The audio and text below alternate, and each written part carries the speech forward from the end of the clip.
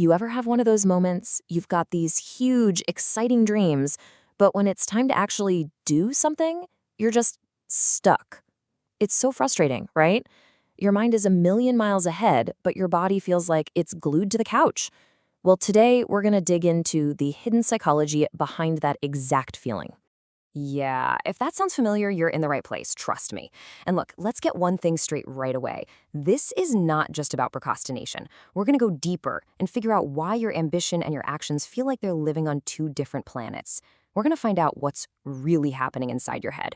Okay, so the very first thing we have to do, we have to completely throw out that old story you've probably been telling yourself.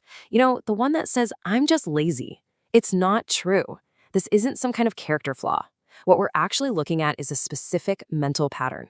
It means your brain's motivational wiring might just be, well, different from what everyone says is normal.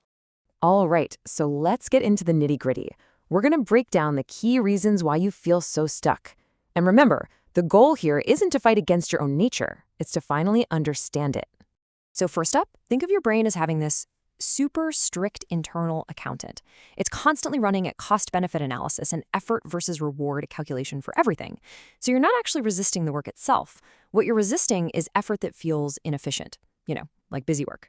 Your brain is basically hoarding its energy, saving it for the big, high-impact tasks that it decides are actually worth the price. Next up, there is this idea of the future-oriented brain. Your mind gets this incredible jolt of energy from the dreaming phase, right? You're picturing the finish line, the success, it feels amazing. But then reality hits, and you're faced with the boring, day-to-day, repetitive stuff you have to do to get there. And poof, the excitement is gone. That creates this huge, frustrating gap between your grand vision and the actual process. And this really gets to the heart of it. Think of it like a perfectionistic handbrake. It completely flips the script. The problem isn't that you don't care about your dream. The problem is you care so much. Your standards are sky high, the vision in your head is perfect, so the idea of starting with something messy and imperfect, it feels like failing before you've even started. It's way safer to just wait. Now check this out, because this is so important. Mental fatigue is a real thing. A huge chunk of your daily energy, a massive amount, is spent just thinking about the work.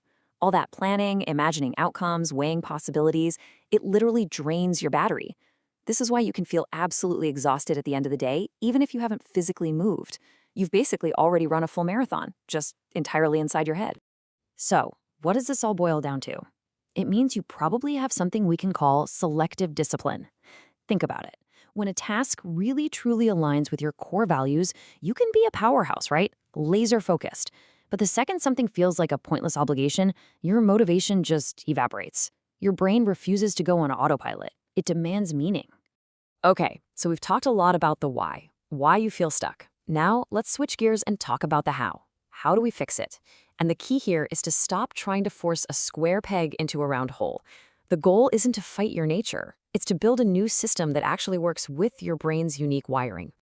And you know what? The path forward is actually pretty straightforward. Step 1, just acknowledge that this is your pattern. No judgment, no shame, just accept it. Step 2, stop waiting around for motivation to strike like lightning. It's not going to happen.